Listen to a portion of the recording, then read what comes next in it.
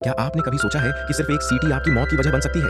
आज की इस कहानी में एक गांव का प्राचीन नियम तोड़ने की सजा इतनी भयानक है कि आत्मा तक कांप उठे। एक लड़के को किसी ने जोर से धक्का देकर लकड़ी के गड्ढे में गिरा दिया। वो घबराकर मुड़ा तो देखा, सामने सफेद कपड़े में लिपटी एक लाश पड़ी थी जो बिल्कुल उसी जैसी दिखती थी।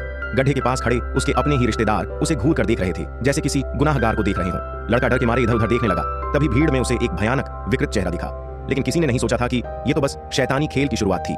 कहानी एक दूर दराज पहाड़ी गांव की है, जहां सैकड़ों सालों से एक अजीब मनाही जिंजी चली आ रही है। सूरज ढलने के बाद कोई भी सीटी नहीं बजा सकता, क्योंकि कहा जाता है ऐसा करने से शैतान आ जाता है। लेकिन कुछ लोग इन बातों को अंधविश्वास समझते थे।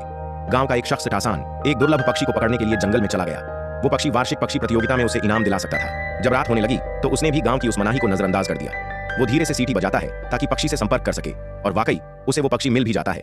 खुश होकर टासान अपनी बीवी को फोन करता है, लेकिन अगले ही पल एक अदृश्य ताकत उसे अंधेरे की गहराई में घसीट ले जाती है। हाँ, हालांकि गांव वाले समय पर पहुंचकर उसकी जान बचा लेते हैं, मगर अब वो मानो खोखला इंसान बन चुका था। दिन रात बिस्तर पर पड़ा रहता, बड़ी बड़ी आंखें खोले हुए, न बोलता न हिलता, जैसे उसकी आत्मा किसी ने छीन ली हो। इस घटना के बाद पूरा गांव डर से कांप गया। सबको यकीन हो गया कि उसने गांव के नियम तोड़े, इसलिए शैतान ने उसे सजा दी, और वो जंगल अब सबके लिए मनहूस जगह बन गया। लेकिन छोटे अजय के लिए ये सब रहस्यमय था।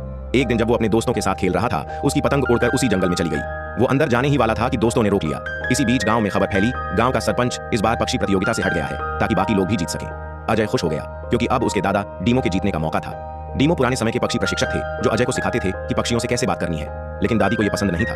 वो बार बार कहती, रात को सीटी मत बजाना। डीमो हंसकर कहते, सीटी के बिना पक्षी कैसे सीखेंगे। रात हुई। गांव का सरपंच अकेला घर में बैठा था। अचानक दरवाजे पर दस्तक हुई। पिंजरे में बंद पक्षी डर के मारे फड़फड़ाने लगा। वो भ्रम में उठकर रसोई में गया, पर वहां कोई नहीं था। Q1 टासान के साथ क्या हुआ था? उसने गांव का नियम तोड़ा, इसलिए शैतान ने उसकी आत्मा छीन ली। Q2 अजय और उसके दादा के साथ क्या होगा? क्या वो भी रात में सीटी बजाकर शैतान को जगा देंगे?